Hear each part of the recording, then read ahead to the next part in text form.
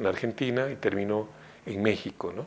En total fueron casi 7 años de exilio en los que él llevó adelante una labor como profesor universitario, era profesor de economía política en las universidades, y a su regreso a Bolivia, un poco antes de la caída de Banzer, se sumó a la movilización para la democratización de este país. Luego fue candidato a la presidencia el año 78, el 79 y el 80. Doctor Quiroga, para la televisión ecuatoriana, se dice que usted es el candidato con mayor carisma, sin embargo el candidato con menores posibilidades de triunfo. ¿Por qué?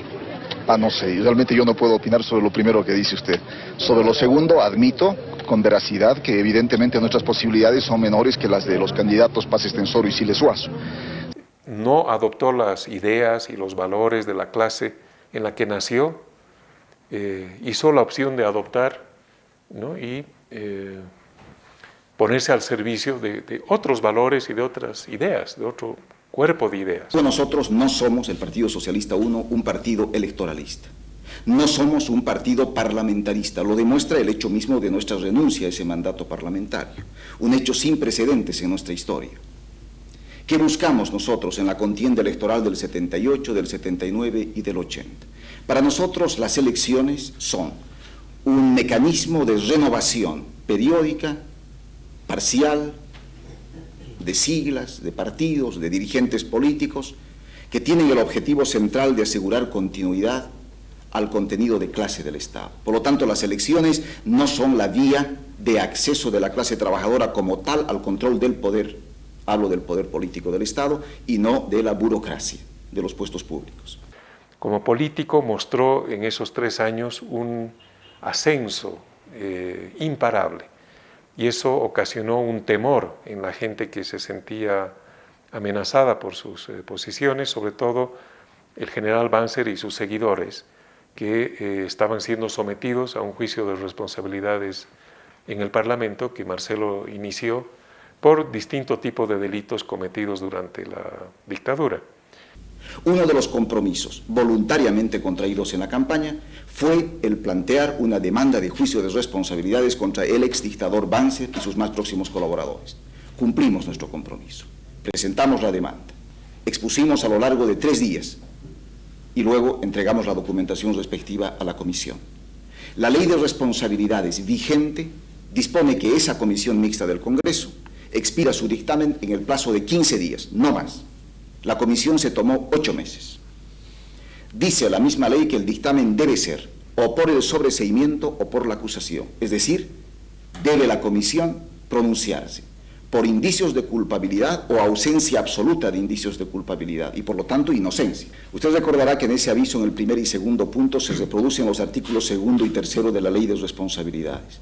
Y en el primero dice, se instruirá el sumario en el plazo de 15 días. Y en el tercero dice, instruido el sumario, se expedirá el dictamen correspondiente. De modo que no hay lugar a dudas. El propio texto y espíritu de la ley, como lo citan ellos mismos, está mostrando el incumplimiento grosero de esa disposición legal. Ahora bien, se toman 8 meses y al cabo de los 8 meses, como ya lo dije en alguna ocasión, no expiden dictamen ninguno.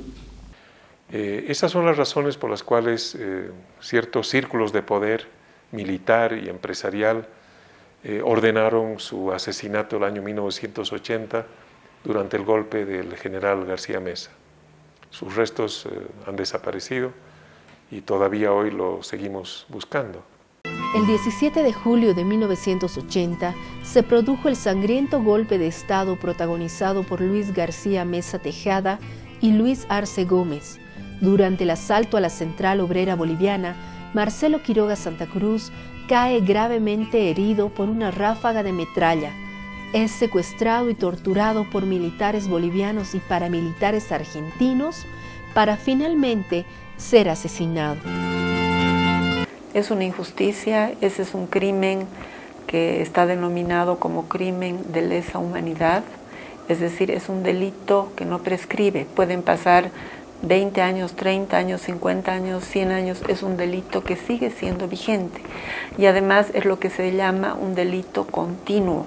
¿Por qué? Porque mientras no se recuperen los restos de la persona desaparecida, los familiares, las personas cercanas, las personas que la querían, siguen sufriendo un daño. Por eso es un delito que continúa realizándose en el tiempo. Mezcla de impotencia y de desasosiego, porque es algo con lo que uno no puede vivir en paz, ¿no? Todo el tiempo aparecen informaciones de que hay alguna pista o alguien ha hecho una declaración, o aparecen personas que tienen algún dato y quieren entregarlo bajo ciertas condiciones negociadas, en fin. La mayor parte de esas pistas hasta ahora han sido falsas. Hemos vivido 33 años, creo ya, en esta búsqueda. Se han hecho 2 juicios muy largos. Algunos de los responsables están presos, otros, a pesar de haber sido condenados, pasean impunemente por las ciudades. Quiero hacer notar al señor presidente que el señor Marcelo Quiroga Santa Cruz es mi compañero de curso y amigo. ¿Quién es Froilán Molina Bustamante, alias El Killer, que abrió la esperanza de encontrar los restos de Marcelo Quiroga Santa Cruz? Está casado con Judith Flores, con quien tuvo 2 hijas, Rita y Valeria. Según recuerda Luis García Mesa, El Killer egresó de la escuela de clases e hizo carrera al interior de las Fuerzas Armadas hasta lograr el grado de suboficial. El Killer era egresado de la escuela de clases como cabo. Pues ha seguido subiendo, ascendiendo. García Mesa individualizó al Killer como la persona que reconoció en las gradas a Marcelo Quiroga Santa Cruz aquel 17 de julio de 1980 durante el asalto a la Central Obrera Boliviana en el Prado Paceño. Entonces lo ubicó, lo bajó de las gradas hasta el descanso y ahí le metieron una ráfaga de bala, de ametralladora. Según García Mesa, el Killer actuó por órdenes de Hugo Banzer Suárez, ya que era su hombre de confianza. No por nada, durante 7 años, fue el guardaespaldas de su esposa, Yolanda Prada de Banzer. Pero ¿cuál era el interés de acabar con la vida de Quiroga Santa Cruz? Según García Mesa, más bien había temor en Hugo Banzer Suárez hacia el líder del Partido Socialista 1. El general Banzer me venía a llorar tarde, mañana y noche, porque le tenía miedo al juicio de responsabilidades que le estaba haciendo Marcelo Quiroga Santa Cruz en el Congreso. García Mesa ratificó que los restos de Marcelo Quiroga Santa Cruz fueron trasladados a la hacienda San Javier en Santa Cruz de la Sierra, de propiedad del extinto Hugo Banzer Suárez, y espera que aquello pueda ser ratificado tras la captura del Killer. Quienes discrepan con la forma en la que fue capturado Froilán Molina son las víctimas de la dictadura, ya que aseguran que lo vieron caminando libre por las calles. Como cualquier otro ciudadano, ha estado visitándonos en las carpas del Prado. Se le ha entregado la hoja de los 6 puntos que tenemos, que la conocen ustedes, y ha hablado conmigo. ¿Cómo es posible que una persona viva con cámaras de seguridad en su casa, trabaje como taxista y las autoridades conozcan dónde vivía? Se pregunta este sector, que para otro de sus representantes siempre existió proteccionismo hacia el Killer. Nosotros sabemos que ha habido protección finalmente del Estado boliviano, porque el Estado boliviano o el gobierno del Estado boliviano quiere olvidarse de que han habido 18 años de dictadura. Pero no realmente para fines electorales que totalmente equivocados. El impulsor del juicio de responsabilidades contra García Mesa, el año de 1984, señaló que la sentencia ejecutoriada en contra de Froilán Molina fue emitida el año 2010, luego de que la misma fuera apelada. Pero el juicio contra el Killer fue impulsado por los familiares de Quiroga Santa Cruz, Gualberto Vega y Carlos Flores. Walter Vázquez estaba junto a Marcelo y entonces, claro, se le grabó, según él, la imagen de este individuo de mediana estatura, de pómulos angulosos, que le disparó una ráfaga en el pecho a Marcelo. El Killer se encuentra en la cárcel de Chonchocoro.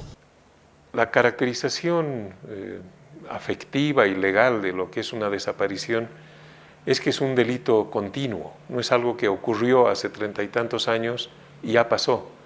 Sigue sucediendo todos los días, o sea, Marcelo está desaparecido cada día que pasa, ¿no? Mientras no aparezcan sus restos o se sepa exactamente qué es lo que pasó, eso queda como una herida abierta, ¿no? No se puede cerrar esa experiencia. Y eso genera, como le decía, impotencia, desasosiego y una enorme frustración también por ver el desempeño de la justicia boliviana, la complicidad de los militares y de los gobiernos, incluyendo el actual gobierno.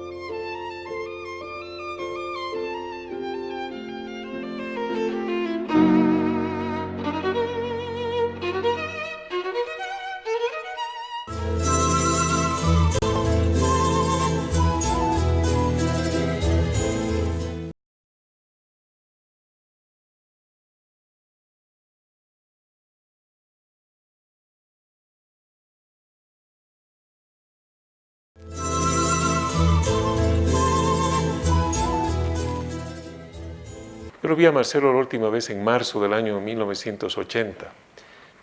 Yo había decidido regresar a México, donde viví con su familia allí 1 año y 7 meses antes, para hacer mis estudios universitarios. Y él fue una de las personas que me alentó a dejar la militancia, porque yo era militante del Partido Socialista con él, de hacer una pausa y dedicarme a mi formación. Él me ayudó mucho a abandonar una actividad política que para mí era muy comprometedora en esa época, y regresé a México y tuve con él una despedida en la que pudimos hablar de muchos temas muy personales, de la vida intelectual, afectiva, familiar que habíamos compartido, y eso fue para mí siempre un ejemplo muy valioso. Yo esa época, cuando hubo el golpe de 1980 y cuando fue asesinado mi padre, estaba en Cochabamba por estudio, y mi padre estaba aquí en La Paz.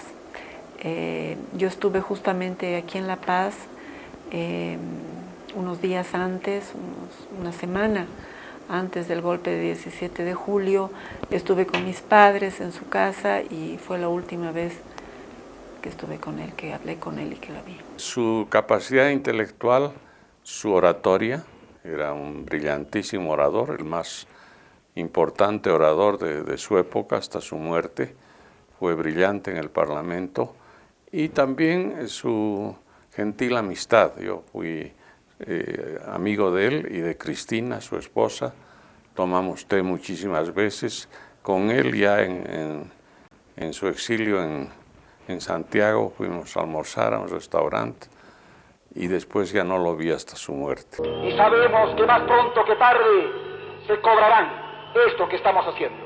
Estamos dispuestos a pagar ese precio. Siempre estuvimos dispuestos. Jamás vamos a rehuir el peligro, porque mucho más temible que ese enemigo que está buscando la manera de anularnos aún físicamente es una conciencia culpable. Y no podríamos soportarnos a nosotros mismos si no cumpliéramos nuestro deber. Eso muestra que es una persona que pudo cambiar, lo hizo ya antes, lo hizo a lo largo de su experiencia política, pero claramente Marcelo propugnaba por un socialismo boliviano, de manera que no estaba adscrito, no formaba parte de las internacionales comunistas o socialistas, era una vía de la izquierda nacional boliviana, y se adaptaba más a las necesidades de su país que a los dogmas de la ideología pregonada por estas internacionales. Ahora, ¿qué tipo de gobierno pudo haber hecho Marcelo Quiroga? Lo que hay que aclarar en primer lugar es que con muchas posibilidades Marcelo pudo haber llegado a la presidencia por la vía del voto. O sea, si uno ve su crecimiento electoral el año 78, 79, 80, la proyección en un escenario de crisis general política era la de una acumulación de poder electoral y político en el Partido Socialista que él liderizaba, que lo habría convertido en la siguiente elección, no de la del 80, sino en la siguiente, en un posible triunfador de esas elecciones. Y yo creo que habría cumplido la mayor parte de su programa de transición.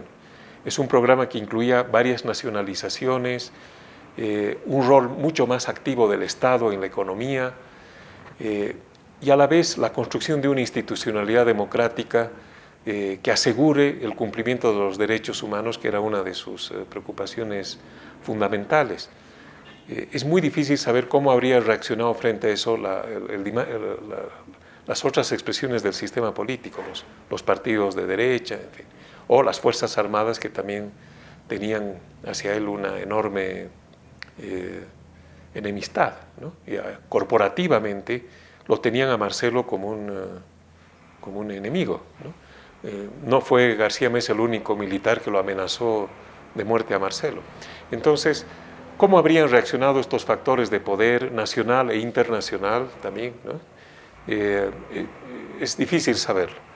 Pero yo creo que la historia de Bolivia sería muy distinta, la historia del movimiento